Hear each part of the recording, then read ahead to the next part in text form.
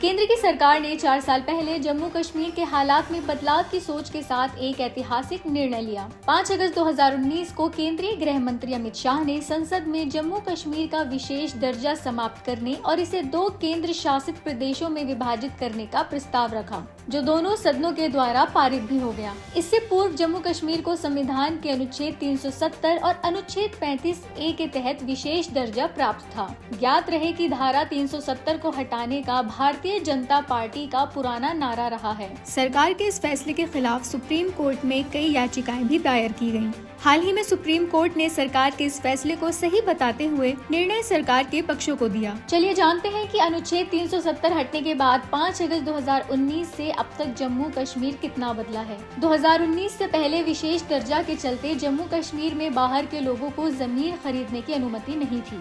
विशेष दर्जा खत्म होने के बाद केंद्र सरकार ने जम्मू और कश्मीर विकास अधिनियम में संशोधन किया और स्थायी निवासी शब्द को हटाते हुए एक अधिसूचना जारी की। अब बाहरी लोग जम्मू कश्मीर में जमीन खरीद सकते हैं, लेकिन वो कृषि भूमि ना हो। विशेष दर्जे के अंतर्गत जम्मू और कश्मीर को अपना झंडा और एक संविधान की अनुमति मिलती थी। विशेष दर्जा समाप्त किए जाने के बाद नागरिक सचिवालय समेत सरकारी कार्यालयों में अब सिर्फ भारतीय तिरंगा राष्ट्रीय ध्वज फहराया जाता है। अगस्त 2019 से पहले जम्मू कश्मीर की महिला निवासी अगर किसी गैर स्थानीय पुरुष से शादी करती थी तो वहाँ की संपत्ति का अधिकार खो देती थी। अब केंद्र सरकार की अधिसूचना के साथ महिलाओं के जीवन साथी को गैर स्थानीय होने पर भी अधिवास का दर्जा मिलता है। वे अब संपत्ति खरीद सकते हैं। धारा 370 हटने से पूर्व जम्मू कश्मीर में हर साल पत्थरबाजी की 1500 से भी ज्यादा घटना होती थी, जिनमें सैकड़ों नागरिक मारे जाते थे। लेकिन इस साल वहां पत्थरबाजी की एक भी घटना नहीं हुई। पहले वहां प्रतिवर्ष लगभग 300 बार सीमा से आतंकवादियों की घुसपैठ हुई थी। अब ये घटनाएं